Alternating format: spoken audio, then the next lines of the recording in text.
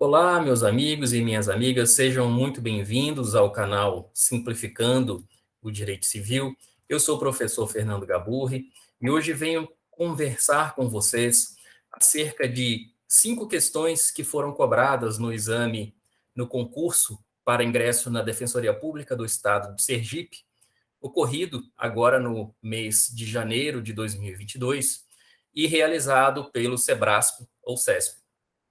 Na prova de Direito Civil, foram cobradas 6 questões, sendo que a questão de número 4 foi anulada. Então, nós vamos falar das questões de 1 a 6, exceto a questão que foi anulada. E eu gostaria de já chamar a atenção.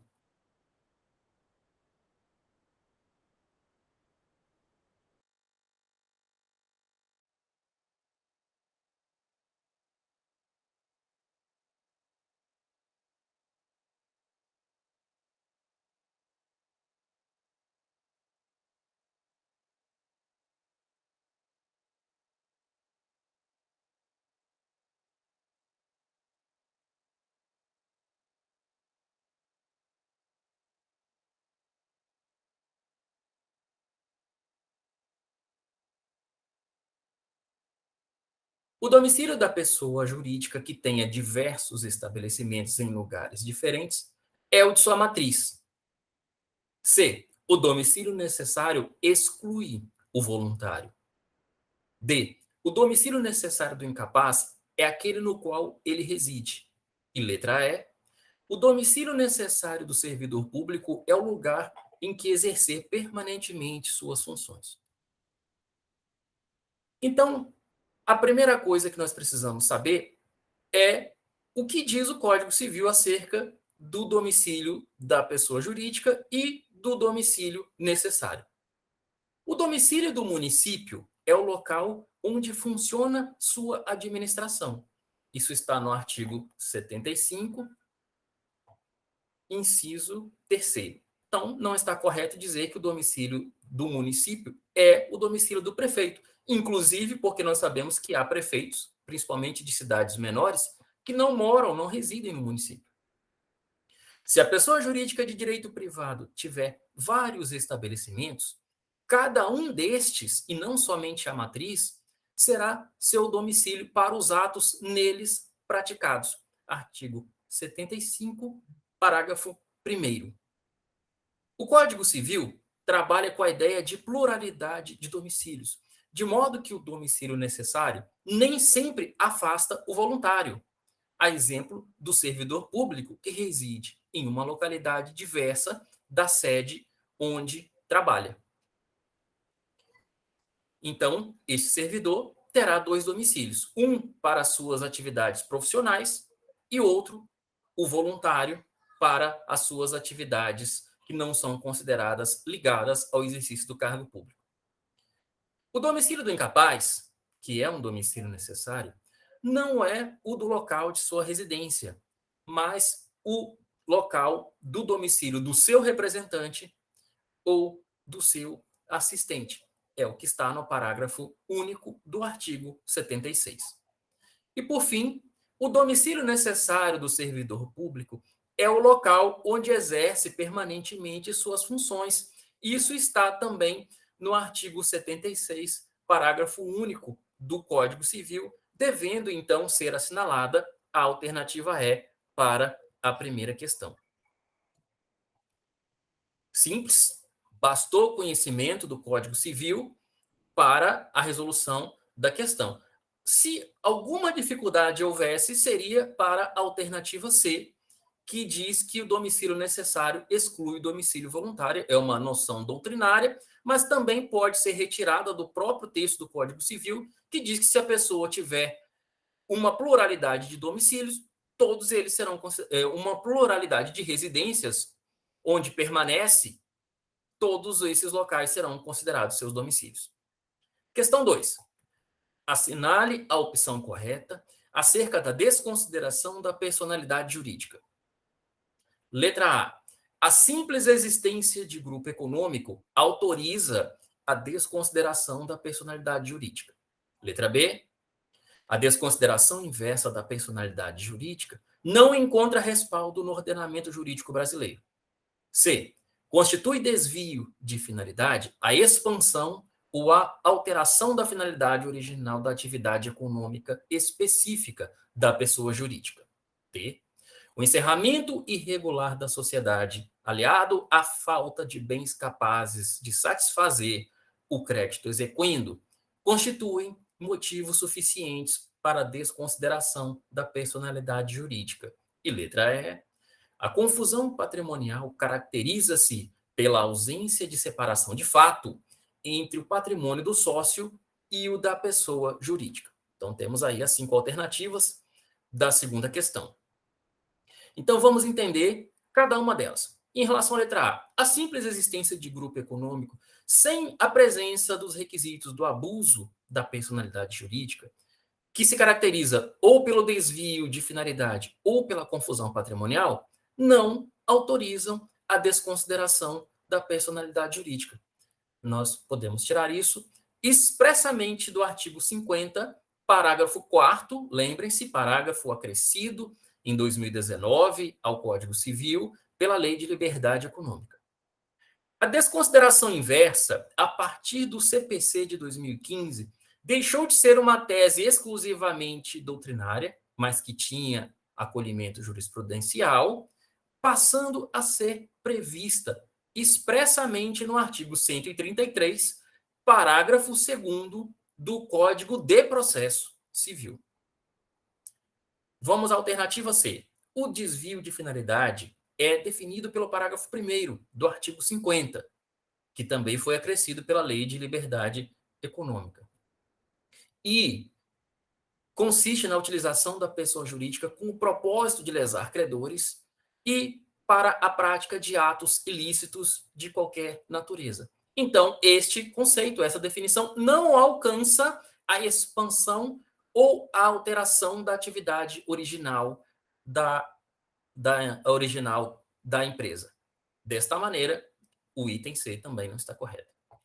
Letra D, o encerramento irregular da sociedade, aliada à falta de bens suficientes para satisfazer o crédito exequente, constitui inadimplemento quer dizer, desculpem, eu que li a vírgula aqui, por si só, não autorizam a desconsideração da personalidade jurídica. Isso por quê? Porque o mero inadimplemento, ou seja, o fato só do inadimplemento não caracteriza abuso da personalidade jurídica, que se bifurca em desvio de finalidade e confusão patrimonial. Então, não havendo desvio de finalidade nem confusão patrimonial, não há abuso da personalidade. Não havendo abuso da personalidade, não há que se falar em desconsideração da personalidade jurídica. Já a assertiva letra E está de acordo com a definição de confusão patrimonial constante no artigo 50, parágrafo 2º do Código Civil. Então, ipsis literis, o que está na alternativa E, é a definição de confusão patrimonial que autoriza a desconsideração da personalidade jurídica. Era esta alternativa que deveria ser marcada. Questão 3. De acordo com a classificação dos bens móveis e imóveis disposta no Código Civil Brasileiro, assinale a opção correta.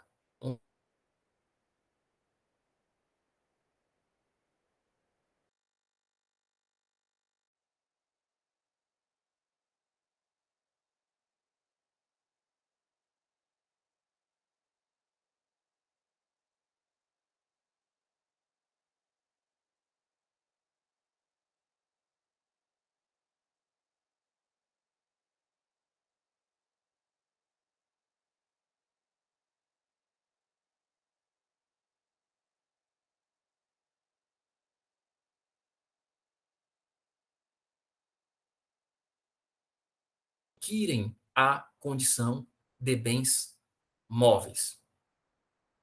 Letra D. O direito à sucessão aberta é considerado bem móvel para os efeitos legais. Letra E. Consideram-se bens imóveis as energias que têm valor econômico. Vamos entender, então, a questão. Primeiramente, em relação à letra A, não perdem o caráter de bens imóveis as edificações que, separadas do solo, mas conservando a sua unidade, forem removidas para outro local. Isso está expressamente no artigo 81, inciso 1º. Imaginem que um viaduto foi construído em uma determinada localidade do município e depois houve uma alteração na mobilidade urbana e esse viaduto foi retirado daquele local e, tal qual, foi reaplicado, reinstalado em uma outra localidade do mesmo município. Ele não perderá o seu caráter de imóvel, porque mesmo que ele foi desligado, desinstalado do solo naquele momento, ele manteve, conservou a sua unidade e foi reempregado no solo em outro local. Então, isso não faz com que ele perca, nos termos do artigo 81, inciso 1º, a sua natureza de bem imóvel. Letra B. Também não perdem o caráter de imóveis os materiais provisoriamente separados de um prédio para nele se reempregarem. É o artigo 81, inciso 2º. Então, vamos imaginar que há uma construção, há uma casa que está passando por uma reforma.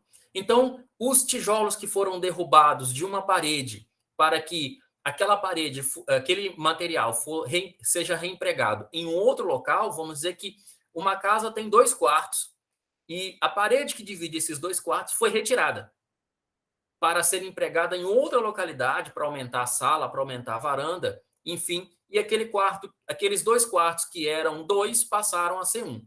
O fato é que este material que foi retirado, mas com a finalidade de ser reempregado na construção, não perderá a sua natureza de bem imóvel.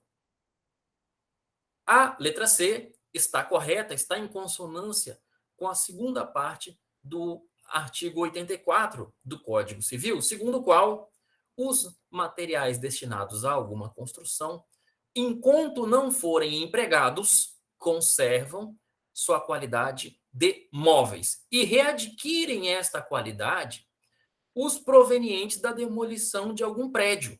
Então vejam, a diferença da alternativa B é que o material resultante da demolição seria novamente reempregado. Então, ele tinha uma finalidade específica, portanto, não perdeu seu caráter de imóvel.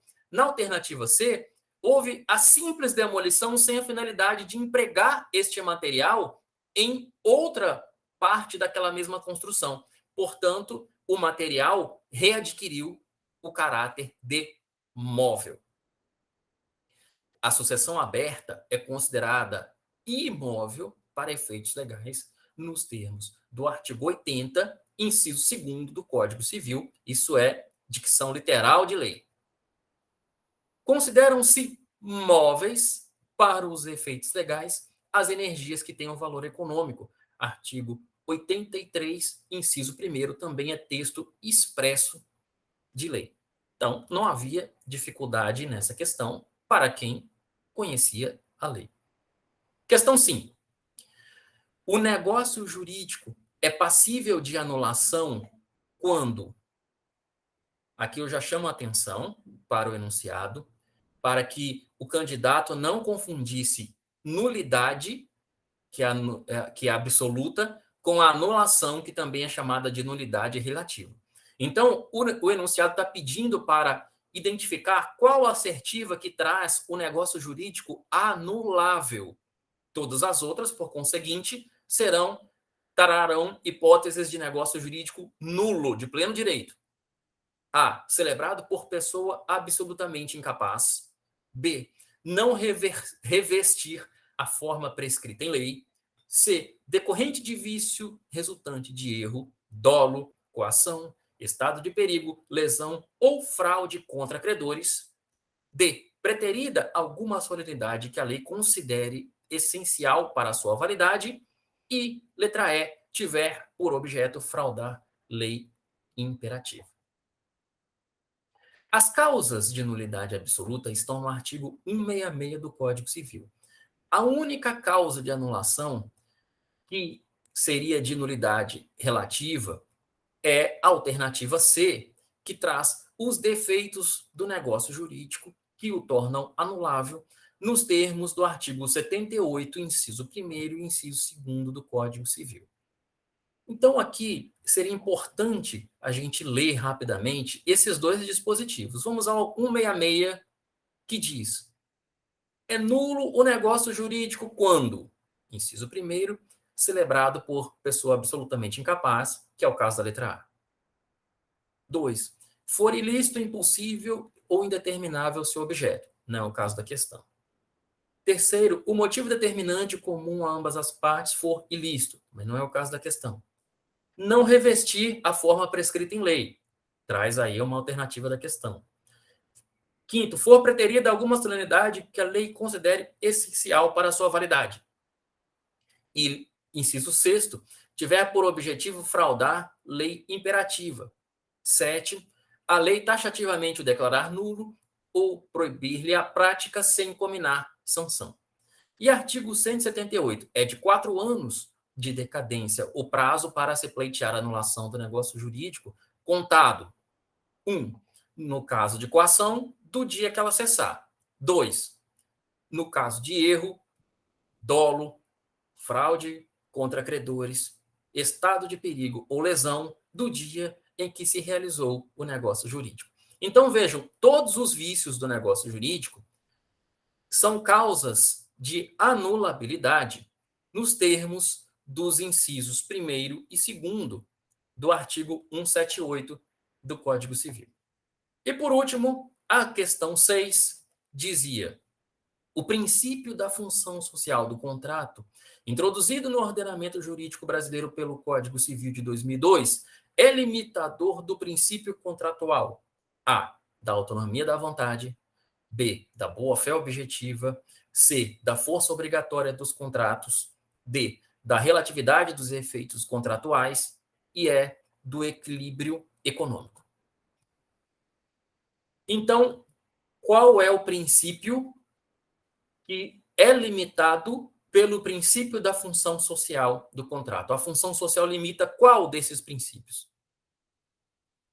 Nos termos do artigo 421 do Código Civil, a liberdade contratual será exercida nos limites da função social do contrato. Então, se a liberdade contratual será exercida nos limites da função social do contrato, o que está sendo limitada é a autonomia privada, que a questão está tratando como autonomia da vontade. Mas eu entendo que, tecnicamente, e com base no sistema do Código Civil de 2002, o nome correto não seria autonomia da vontade, porque a autonomia da vontade é fazer aquilo que se quer. E a autonomia privada é fazer aquilo dentro dos claros, das lacunas ou do espaço de conformação que o legislador deixou para os atores privados. Ou seja, tudo aquilo que a lei não proibiu está no âmbito da autonomia privada e as partes podem fazer. Então, a autonomia privada é mais restrita, percebam, do que a autonomia da vontade. Não está errado tratar o princípio como autonomia da vontade, mas modernamente se trata como autonomia privada. Vejam, os interesses individuais das partes contratantes devem ser exercidos em conformidade com os interesses sociais, sempre que estes, os sociais, se fizerem presentes. Ou seja, se houver um conflito entre os interesses sociais e os individuais, os sociais deverão prevalecer. Daí resulta claro que o princípio que está sendo limitado, mas não aniquilado, é o princípio da autonomia privada. Os princípios da boa-fé objetiva, da força obrigatória e do equilíbrio econômico compatibilizam-se com a função social do contrato e o da relatividade da mesma maneira. Bom, eu espero que as questões tenham ficado claras. Eu estou aqui tentando encontrar aqui a questão da gravação. Pronto. Eu vou deixar o meu e-mail de contato, professorgaburri@gmail.com. Vocês podem fazer as sugestões de questões, se houver alguma questão de determinada prova que vocês se interessem que a gente resolva aqui, só passar para mim por e-mail a prova, e se puder já a questão, e a gente faz a resolução da questão aqui, desde que seja de direito civil, logicamente. Bom, com isso, eu agradeço, estou à disposição, espero reencontrá-los em breve.